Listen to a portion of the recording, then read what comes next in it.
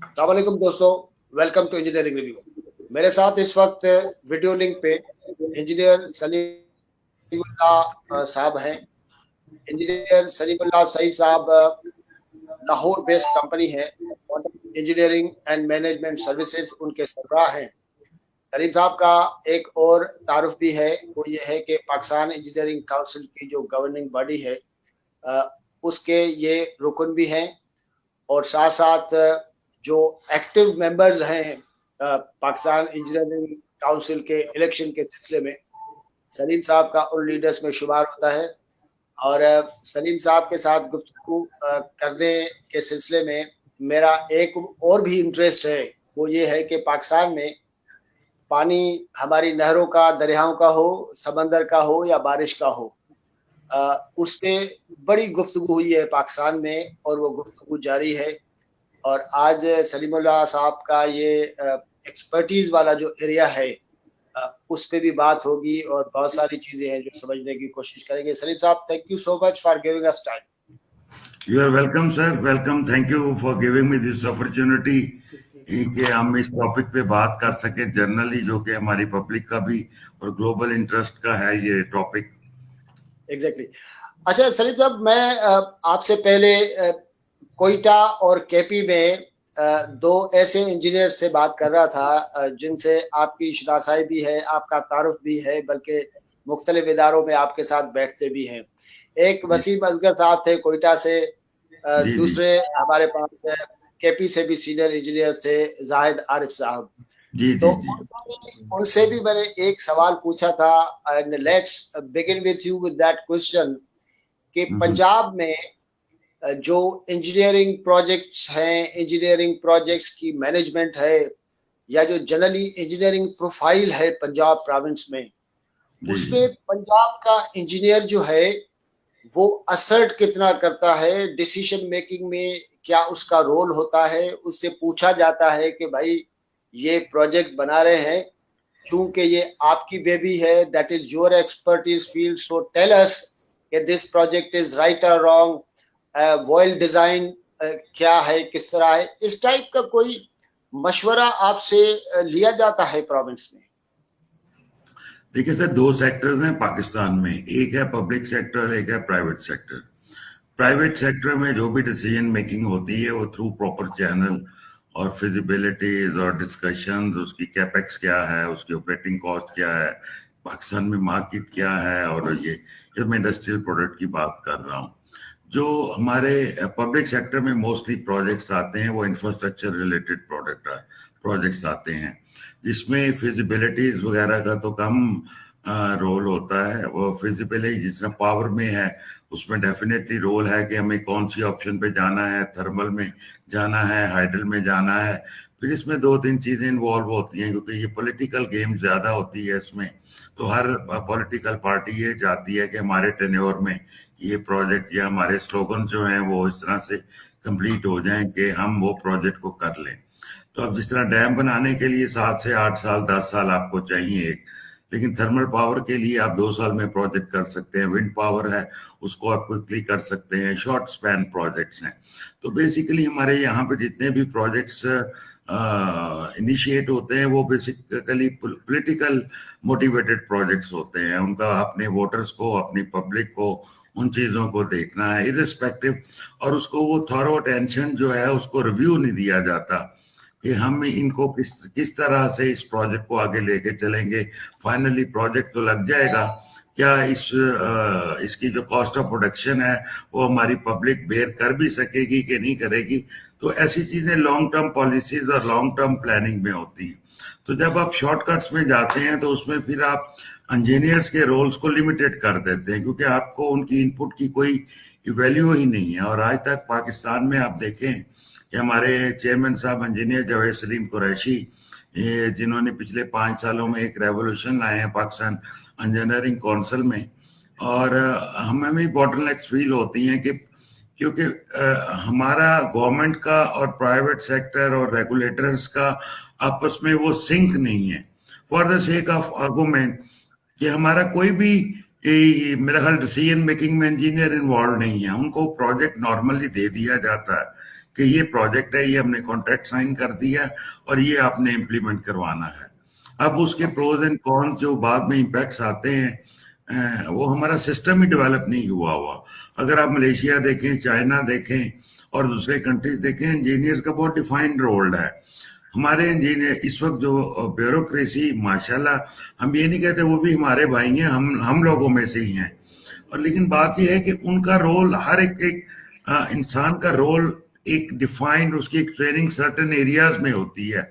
और yes, I agree कि उनकी मैनेजमेंट में ट्रेनिंग बहुत अच्छी है, लेकिन आप किसी एक डॉक्टर को नहीं कह सकते कि आप इंजीनियरिंग का प्रोजेक्ट करें, और कभी एक होम्योपैथी को नहीं कह सकते कि ऑपरेशन कर दे। तो बात सिर्फ इतना सा फर्क है कि हमें अपने प्रोफेशन को रिकग्नाइज करवाना है, और गवर्नमेंट जब तक इसको रिकग्नाइज नहीं करेगी उस वक्त तक ये चीजें आगे नहीं बढ़ेंगी। कोई भी चीज हो, हम इवन घर में आपने एक एसी लगाना हो या आपने एक गाड़ी खरीदनी हो, आप देखते हैं कि इसकी कैपिटल कॉस्ट क्या है, इसकी ऑपरेटिंग कॉस्ट क्या है, इसकी मेंटेनेंस कॉस्ट क्या है, ये सारी फिजिबिलिटीज। इवन आपके घर में 10 एसी लगे हों तो आप कहते हैं बच्चों यार 2 एसी इस्तेमाल कर लो, एक कर लो, ताकि बिजली के बिल के लिए। तो ये जो हमारे सर्कुलर डेट और ये वो सारी चीजें आ रही हैं, इसमें ज्यादातर चीजें जो है ये पॉलिटिकल मोटिवेटेड हैं। जब तक कि हम एज ए नेशन सिंक नहीं होंगे और हमारा विजन जो है वो कंट्री के लिए नहीं होगा, पब्लिक के लिए नहीं होगा, तो ऐसी प्रॉब्लम्स आती रहेंगी।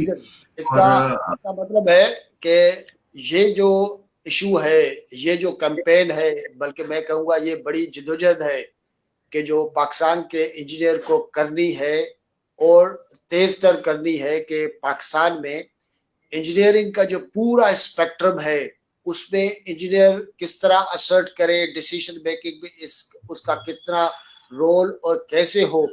इट्स अ लॉन्ग स्ट्रगल मेरे ख्याल में, क्योंकि काफी अरसे से बड़ी बातें हो रही हैं, लेकिन इशू कहाँ है सलीम साहब? ये चीज हम लोग क्रैक क्यों नहीं कर पा रहे? एक सिस्टम है, जिस तरह आप कह रहे हैं, ब्यूरोक्रेट्स हमारे भाई हैं, इसमें कोई शक नहीं है, वो भी इसी कौम का हिस्सा है, लेकिन इंजीनियर का रोल तो नहीं अदा कर सकते जिस तरह आप कर रहे हैं।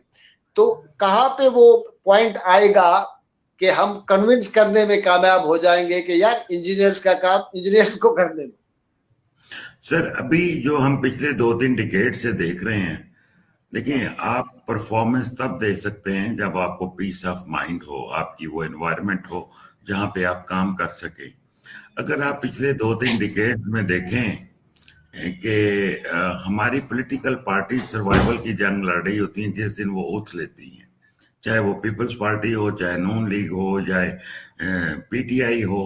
तो जब इंसान सर्वाइवल की फाइट में रहता है, अगर आप घर में भी देख लें कि अगर हम घर में सिर्फ हम कमाने के चक्कर में और घर के खर्चे पूरे करने के चक्कर में होंगे तो हमारे ज़हन में कोई आइडिया नहीं आएगा। क्रिकेट में देख लें कि अगर आपको टीम अंडर प्रेशर आ जाती है, 2-3 विकेट्स गिर जाती हैं, तो वो बंदा डिफेंसिव होकर वो मैच खेल रहा होता है और फिर पिक करने की कोशिश करता है। तो हमारे यहाँ को पॉलिटिकल सिस्टम इस तरह से बना हुआ है, कल्चर इस तरह से बना हुआ है कि जिसमें वो मोड आता ही नहीं कि जहाँ पे एक थिंक टैंक वाला प्रोसेस स्टार्ट हो सके, और हम जो भी चीज करना चाहते हैं वो जल्दी में करना चाह रहे हैं। कुछ लाइफ में प्लानिंग्स होती हैं, लॉन्ग टर्म होती हैं, कुछ शॉर्ट टर्म गोल्स होते हैं।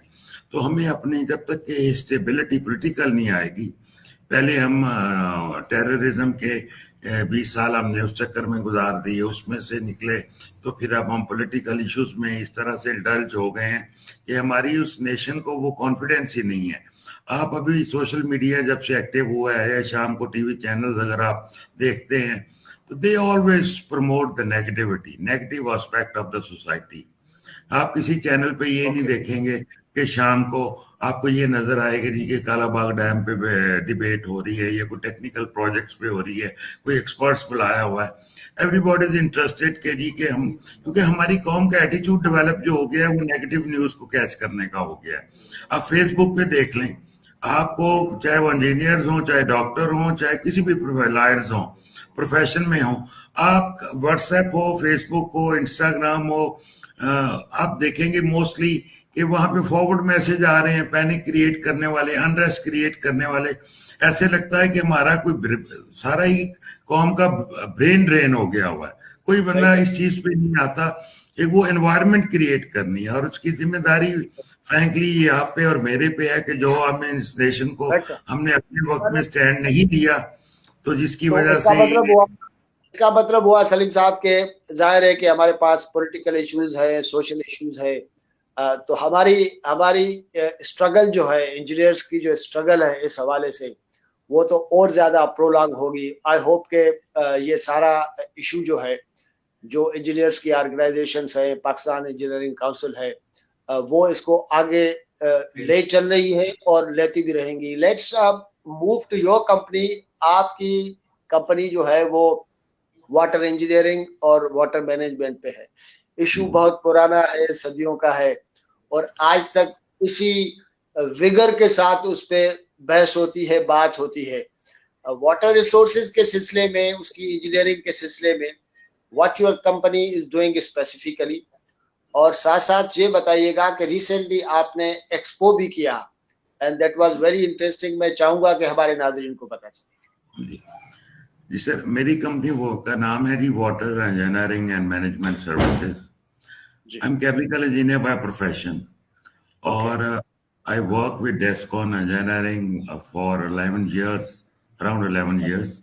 और 2001 में मैंने ये इनिशिएटिव लिया। उस वक्त वाटर और वेस्ट वाटर ट्रीटमेंट से रिलेटेड जितनी भी मशीन, इक्विपमेंट और प्लांट्स थे, वो मोर देन 99% इम्पोर्ट हो रहे थे, और पाकिस्तान में कोई टेक्नोलॉजी अवेलेबल नहीं थी। I was the first person most probably which I believe, और as per my recent past experience, उस वक्त जब मैंने स्टेप लिया कि जी मैं जॉब नहीं करता और मैं इनिशिएटिव लेता हूँ, मैं पाकिस्तान में वाटर और वेस्ट वाटर ट्रीटमेंट प्लांट्स और एज ए बिजनेस भी, और नेशन को भी फायदा होगा, तो उसकी आरओ प्लांट से स्पेशली, क्योंकि पानी की क्वालिटी डिटोरिएट हो रही है, जैसे ही उसमें कंटेमिनेशंस बढ़ रही हैं, मिनरल्स बढ़ रहे हैं, सॉल्ट बढ़ रहे हैं, तो उसमें फिर आपको इंडस्ट्री के लिए, ड्रिंकिंग के लिए आपको क्लीन वाटर चाहिए।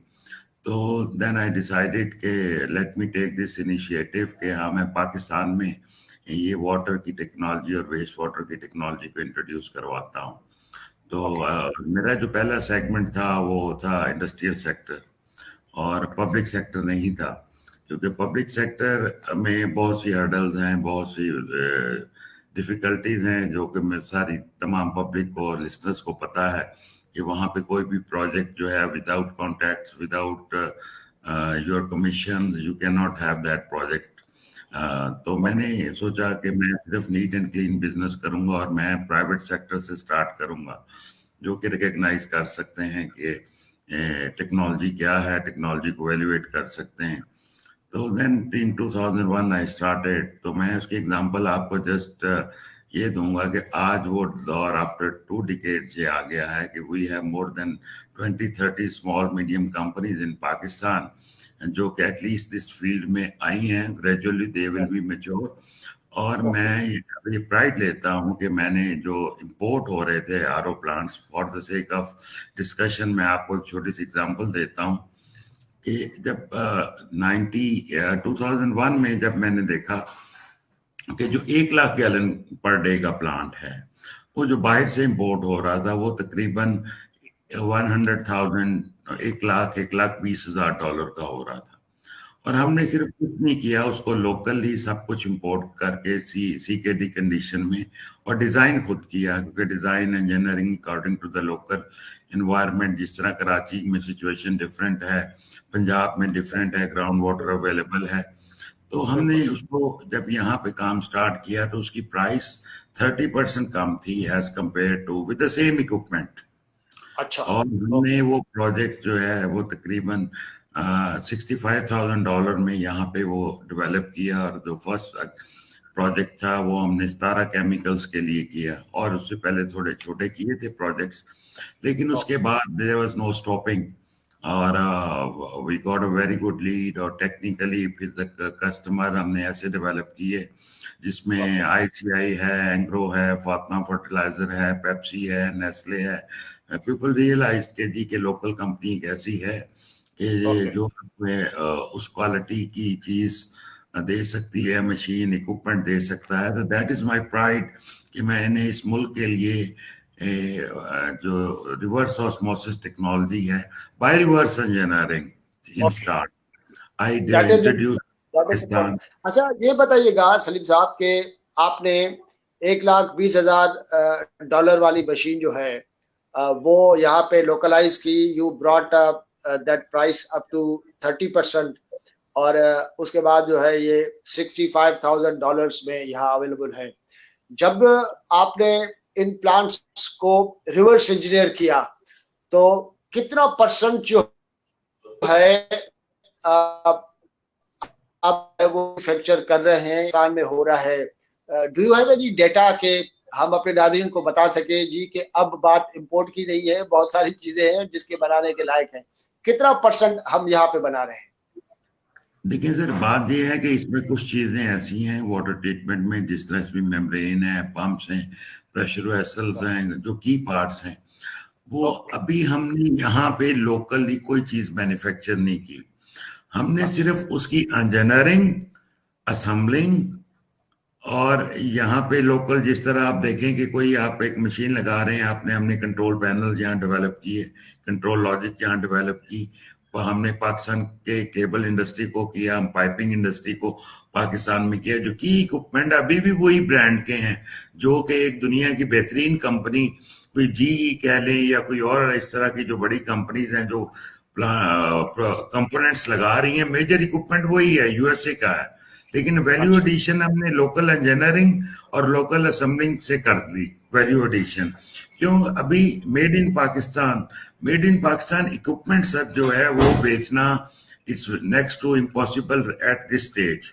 आप उसकी सबसे बड़ी एग्जांपल ये है कि हम 30-40 साल से हम एक्सपोर्ट कर रहे हैं टेक्सटाइल की, और हम सब डिपेंड करते हैं, हमारा जो फॉरेन रेवेन्यू है वो भी एक्सपोर्ट्स पे डिपेंड करता है, और मेजर कंट्रीब्यूटर इस टेक्सटाइल।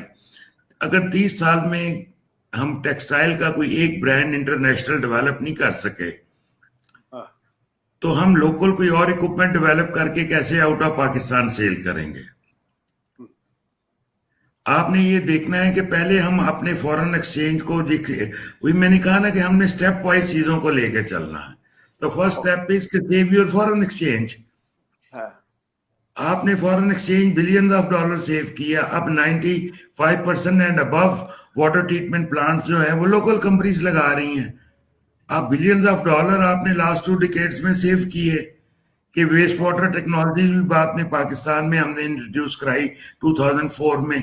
आज शुगर में वी क्लेम दैट, जो मेरे कस्टमर ने बताया, लास्ट ईयर मैंने पहला प्रोजेक्ट अलायंस शुगर में किया वेस्ट वाटर का। नॉर्मली शुगर सेक्टर को मैं टच नहीं करता था। माय कस्टमर क्लेम्स, मैं नहीं क्लेम कर रहा कि शुगर इंडस्ट्री में पहला प्रोजेक्ट वेस्ट वाटर का है जो कि डिजायर्ड रिजल्ट दे रहा है एज पर ईपीए स्टैंडर्ड। बात ये है कि हमने स्टेप वाइज चीजों को लेके चलना है। जब तक हम स्टेप वाइज चीजों को लेके नहीं चलेंगे, मेड इन पाकिस्तान को सेल करना इट इज वेरी हार्ड, क्योंकि इस वक्त जब तक वो गवर्नमेंट पैटर्नाइज नहीं करेगी, वो अपनी स्ट्रेटजीज नहीं बदलेगी ग्लोबली। यस, इंडिया में देखें कि इंडिया में जितने बड़े इक्विपमेंट मैन्युफैक्चरर हैं, क्योंकि इंडिया की मार्केट बड़ी है, तो वो वहां पे आके मैन्युफैक्चरिंग करते हैं। आप देखें नोकिया जैसा ब्रांड जो बहुत टॉप पे था, या सैमसंग है, वो चाइना में बन रहा, चाइना में अंडर लाइसेंस बन रहा है। तो जब तक के लोगों को हम गवर्नमेंट फॉरेन इन्वेस्टर को इस तरह से इधर पाकिस्तान में नहीं लेके आएगी, टेक्नोलॉजी ट्रांसफर नहीं होगी। चाइना ने क्या किया, 3 डिकेड्स बैक उन्होंने रिवर्स इंजीनियरिंग की, हर चीज की कॉपी करके मार्केट में लाए। मार्केट में जब सेल बात हो रही है, यही बात सलीम साहब यही हो रही है कि हमारे पास तरीका चाइनीज वाला है जी, उन्होंने रिवर्स इंजीनियर किया और लेके आए, दुनिया जान की चीजें अपने पास खोली और उसको कॉपी किया। Then slowly and gradually they improved, they developed, and now leading the market. तो हम ऐसा क्यों नहीं करते? क्या प्रॉब्लम है? क्योंकि बहुत सारे लोग कहते हैं कि हमारे पास बेस्ट इंजीनियर्स मौजूद हैं, बेस्ट डिजाइनर्स मौजूद हैं, बड़े अच्छे लोग हैं। Why shouldn't we do that? And why can't we do that? Sir देखिए, वो एनवायरनमेंट ही पाकिस्तान में नहीं है। अब अच्छा। मैं वो आपने कल्चर डेवलप करना होता है ना जी, बच्चे को भी पढ़ने के लिए एक इन्वायरमेंट देना होता है कि आप बच्चे को कौन से स्कूल में डाल रहे हैं। और कुछ आप और मैं गवर्नमेंट के स्कूल में पढ़ के भी सक्सेसफुल हुए, और अभी जो करंट जनरेशन है जो अबाउट टू रिटायर है, वो सारे गवर्नमेंट स्कूलों में ही पढ़ के हुए। तो अब जब जनरेशन गैप और बाय द टाइम चीजें इंप्रूव करती हैं, तो we have to opt those things कि अपनी लाइफ में वो चीजें ना चाहते हुए भी लानी पड़ती हैं आपको। आप देखें कि पहले हमारे उलमा हजरात एक हमारी फोटोग्राफ पासपोर्ट पे लगने पे इतराज करते थे। अब वो ट्रेंड चेंज हुआ, अवेयरनेस क्रिएट हुई, नीड क्रिएट हुई, तो अब हम वो टीवीज पे भी आते हैं और एवरीथिंग इज गोइंग ऑन। बात ये है कि जब तक हम अपने आप को इस ट्रेंड के साथ नहीं चलेंगे, वो प्रैक्टिसेस अडॉप्ट नहीं करेंगे। एक इसी तरह है कि जैसे घर में आपके 3 4 5 बच्चे हों और कोई बच्चे को आप इग्नोर करेंगे तो वो स्पॉइल हो जाएगा। जब तक हमारी गवर्नमेंट मैं इस चीज पे भी बिलीव नहीं करता कि जी कि गवर्नमेंट कुछ करे। तब्दीली जो चेंज है, रियल चेंज है, इट टेक्स टाइम जाहिर है, और उसकी काफी पेनफुल किस्म का प्रोसेस भी है। बहरहाल इम्पोर्टेंट बात यह है कि ये पूरा सिलसिला जो है चलना चाहिए जिस तरीके से चल रहा है, और उसको ज्यादा तेजी देने की जरूरत है बहुत सारे स्टेजेस पे। सलीम साहब, पीसी की इलेक्शंस की तरफ आते हैं। सिंध में, केपी में, बलूचिस्तान में मैं काफी एक्टिविटी देख रहा हूँ। इंजीनियर्स जो है वो एक दूसरे के साथ मिल रहे हैं, सफेद दुरुस्त की जा रही हैं, और बड़ी इंटरेस्टिंग किस्म की बातें हो रही हैं। पंजाब की क्या सूरत-हाल है? Are you people there active and doing the same happening in other provinces or what? देखिए सर, मैं इसको थोड़ा सा आपको 2015 में लेके जाऊंगा। जब 2000 ये 3 इयर्स टर्म होती है इलेक्शंस की, और 3 ईयर टर्म्स में 2015 में जब हमारे पैनल खड़ा हुआ, इंजीनियर जावेद सलीम कुरैशी साहब चेयरमैन थे और कैंडिडेट थे उस वक्त, तो हमारे जो वोट पड़ा वो हमें तकरीबन 17,000 के करीब चेयरमैन को वोट पड़ा, और पूरे पाकिस्तान से। और जब हम, चेयरमैन साहब एक बहुत ही विजनरी पर्सन है, और उन्होंने एक नई डायनामिक्स दी है इंजीनियरिंग फील्ड को, और हम आईटी का ज़्यादा यूज़ कर रहे हैं। हम वाशिंगटन अकॉर्ड का सिग्नेचर किए हैं इंजीनियर्स के लिए। रीजनल हम इंक्यूबेशन सेंटर बना रहे हैं, जिनके ऑफिसेस बना रहे हैं। जब 2018 में ये इलेक्शन दोबारा हुआ तो हमारा वोट बैंक डबल था। यानी कि जो 17,000 वोट हमें पड़े 2015 में, और जो 2018 में हमें अराउंड 40,000 के करीब वोट पड़े। अच्छा, डबल से भी ज्यादा। दैट देखें, इंजीनियर जो एक पढ़ा लिखा तबका है, और वो ये चीज को समझता है कि कौन काम कर रहा है, कौन काम नहीं कर रहा। तो अब जो हमारे साथ उस वक्त भी कंपटीशन में लोग थे, उनको भी काफी उनके लिए शॉकिंग था ये देर इज, वो कहते हैं ना जी, लैंडस्लाइड विक्ट्री, और वो आप 70% प्लस सीट्स लेके जा रहे हैं, और वो अपनी परफॉर्मेंस की बेस पे लेके जा रहे हैं। और हमारी जो लास्ट ईयर कैंपेन थी, that was not more than of 2 weeks, क्योंकि हमें पता था कि हमने काम किया। अच्छा, और अपने फील्ड में, और जब आप काम करते हैं तो फिर आप कॉन्फिडेंट होते हैं कि जी कि ठीक है, मैंने मेहनत की है, अल्लाह ताला ने हिम्मत भी दी है, बरकत भी डाली है। अलाइनमेंट कैसे होगी सलीम साहब? अब जाहिर है कि कुरैशी साहब के 2 टेनियर्स जो है वो पूरे हो गए। He can not be contested for the third टेनियर। बहुत सारे लोगों के नाम सुन रहे होते हैं, उनमें कहीं कहीं आपका नाम भी सुनने को मिलता है। तो आज बता दें कि you are one of the candidates or what? नहीं सर, ऐसी बात नहीं है ना। देखिए, पार्टी का डिसीजन होता है, और हमारे जो चेयरमैन है और president of the engineers Pakistan है, मैं जनरल सेक्रेटरी जरूर हूँ, मेरी राय भी जरूर ली जाती है, और तमाम अपनी कोर कमेटी के भी मेंबर्स की राय ली जाती है, लेकिन ये डिसीजन तो पार्टी का होता है। और मैं ये भी साथ साथ मेरा अपना व्यू पॉइंट है कि एक ही पार्टी को फॉर एवर रोल नहीं करना चाहिए, कोई और भी चेंज ऑफ फेस भी होने चाहिए और अलायंसेस भी हो सकते हैं। लेकिन अभी तक हमारी यही है कि हम टीपी अपने ही कैंडिडेट लाएगी सारे। और जो दोस्त हमारे हैं, देखिए हमने अगर ये लास्ट टेन्योर देखें, जिस तरह आपने मिर्जायद आरिफ साहब की बात की अभी, देवर फ्रॉम द अपोनेंट ग्रुप जब इलेक्शन कॉन्टेस्ट हुए थे, लेकिन हम जब हम एक प्लेटफॉर्म पे आ जाते हैं तो फिर हम सबके लिए इक्वल तरीके से चलते हैं। We have a very good relation with even our opponents. Opponent ये है कि वो आप इलेक्शन तक अपोनेंट हैं कि आप डिफरेंट ग्रुप्स में ही आप कर रहे हैं, लेकिन we are Pakistanis, we are engineers, we have to work for this nation, that is our objective. कि अगर हम इन चीजों को लेके चलेंगे कि ये अपोनेंट, मैं इस चीज को अपोनेंट का वर्ड अपने फील्ड में यूज नहीं करना चाहता। मैं ये कहना चाहता हूं कि जी कोई एक इलेक्शन एक भाई भी लड़ रहा है, दूसरा भी लड़ रहा है, तीसरा भी लड़ रहा है, तो हम वी शुड बी, एक बड़ा कैंडिडेट एनवायरनमेंट होना चाहिए जिसमें हमारा विजन एक होना चाहिए, हमारे ऑब्जेक्टिव एक होने चाहिए। वरना वही हाल होगा जो पाकिस्तान का हुआ है कि नून लीग आएगी तो कुछ और पॉलिसीज होंगी, पीपल्स पार्टी आएगी तो कुछ और पॉलिसीज होंगी, कोई अपना कार्ड निकाल देगा, कोई अपना कार्ड निकाल देगा। तो हमारा ये ऑब्जेक्टिव नहीं है। हमारा ऑब्जेक्टिव ये है कि कोई भी ग्रुप आए, हम मिलके इकट्ठे इस नेशन को सर्व करें और इस फील्ड को सर्व करें और अपनी कम्युनिटी को आगे लेके जाएं। तो हमारे लिए सबसे बड़ा चैलेंज है जो मैं करना चाहूंगा। बात भी सुनने में आ रही थी कि जी सिंध के कुछ ग्रुप्स के साथ जो है वो काफी गुफ्तगू हुई है, बात हुई है, और ये भी पॉसिबिलिटी है कि दो बड़े ग्रुप जो है वो कहीं ना कहीं जो है वो किसी कंसेंसस पे पहुंचे। इज इट ट्रू आपकी कादिर शाह वाले ग्रुप के साथ मुलाकातें, सिटिंग्स हुई है? जरा बताएं, क्योंकि हमारे इंजीनियर्स को पता तो चलना चाहिए कि हो क्या रहा है। सर हमारी ओपन डोर पॉलिसी है और हमारी सबके साथ बात हो रही है, चेयरमैन साहब के सबके साथ बात हो रही है।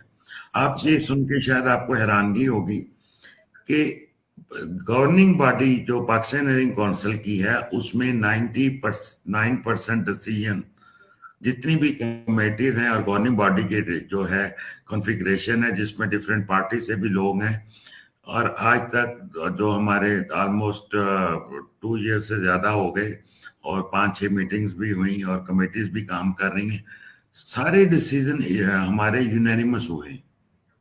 कोई ऐसा डिसीजन नहीं हुआ कि जिसमें कोई ये लोग कहें कि जी यस वही चेयरमैन साहब की पॉलिसी है वो डिबेट करते हैं, जरूरी नहीं हम अपने व्यू पॉइंट को माने। समटाइम हमारा जो डिफरेंट स्कूल ऑफ थॉट के लोग हैं उनके डिफरेंट ब्रेन जब इकट्ठे बैठते हैं डिफरेंट आइडियाज आते हैं, तो उसमें हमें एक दूसरे को साथ लेके चलना होता है।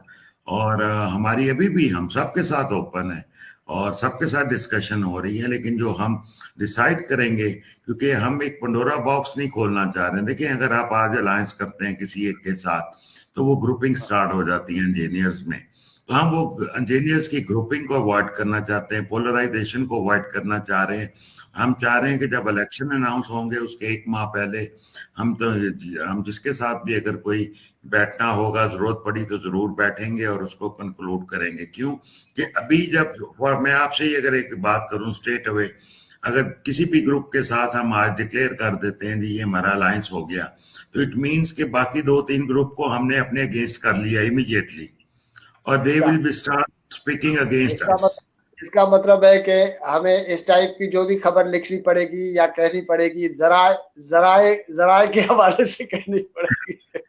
यस फिर बातें सबसे होंगी, तमाम भाई हैं हमारे, हमने सबको साथ लेके चलना है और ऐसी कोई इशू नहीं है। हमारे लिए इस engineering profession is more important, हमने इस प्रोफेशन को आगे लेके चलना है। हम उसके लिए ये नहीं कहते कि हम ही सबसे बहुत बड़े ब्रेन है और हमारे अलावा कोई इस मुल्क को या इस प्रोफेशन को चला नहीं सकता। हमने मिलके चलना है सबने, और मिलके चलेंगे तो वही हमारी स्ट्रेंथ होगी। और जो सबसे हमारा चैलेंज है वो है यंग इंजीनियर्स के लिए जॉब्स। ये हमारा सबसे बड़ा चैलेंज है, अनएम्प्लॉयमेंट जो है वो। और वो Pakistan engineering council as a regulator चाहे कोई भी पार्टी उसको रोल कर रही हो, उसके लिए ये उसका मैंडेट ही नहीं है बेसिकली कि वो जॉब अपॉर्चुनिटीज क्रिएट करे, क्योंकि रेगुलेटर का काम तो प्रोफेशन को रेगुलेट करना है, उसका काम एम्प्लॉयमेंट तो है, वो डायरेक्टली जो है इकोनॉमी ग्रोथ, नेशनल ग्रोथ के साथ लिंक है। अब तक वो चीजें आगे डेवलप नहीं होंगी उस वक्त तक इंजीनियर्स की अनएम्प्लॉयमेंट शायद हमारे लिए सबसे बड़ा चैलेंज रहेगा। या दूसरा तरीका ये है कि हमारा एजुकेशन सिस्टम इतना स्ट्रांग हो कि हम इंजीनियर्स के लिए ग्लोबल अपॉर्चुनिटीज जो हैं एक्सप्लोर कर सकें, और ताकि वो पाकिस्तान से बाहर जाके भी, जो जिस तरह हमारे डॉक्टर्स हैं उनको पाकिस्तान से बाहर जाके भी जॉब मिल जाती है। जो लास्ट ईयर हमारी सक्सेस हुई, वाशिंगटन अकॉर्ड हमने साइन किया, और वो अराउंड 20-21 कंट्रीज हैं जहां पे हमारी क्वालिफिकेशन एट पार कंसीडर होगी, और इंजीनियर जो उन कंट्रीज में जाएंगे जो कि हम अपना एजुकेशन सिस्टम भी इम्प्रूव कर रहे हैं, तो उनको वहां पे जाके क्वालिफाइंग टेस्ट नहीं देना पड़ेगा। तो हम उस किस्म की working Pakistan as a regulator उस किस्म की वर्किंग तो कर सकते हैं, लेकिन to create the jobs, frankly speaking, we can only beg from the government for our generation to come. उसके लिए बहरहाल बहुत सारे प्रोसेसेस की जरूरत है। आई होप नेक्स्ट प्रोग्राम्स में हम स्पेसिफिक इलेक्शन और जॉब्स की क्रिएशन किस तरह हो इस पे बात करेंगे। सलीम साहब, थैंक यू सो मच, आपने हमारे लिए टाइम निकाला।